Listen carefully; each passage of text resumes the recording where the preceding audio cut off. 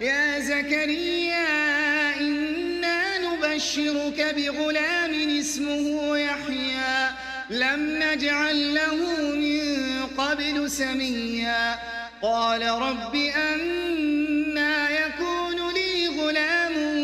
وكانت امرأتي عاقرا وقد بلغت من الكبر عتيا قال كذلك قال ربك هو علي هين وقد خلقتك من قبل ولم تك شيئا قال رب اجعل لي آية قال آيتك ألا تكلم الناس 3 ليال سويا فخرج على قومه من المحراب فأوحى إليهم أن سبحوا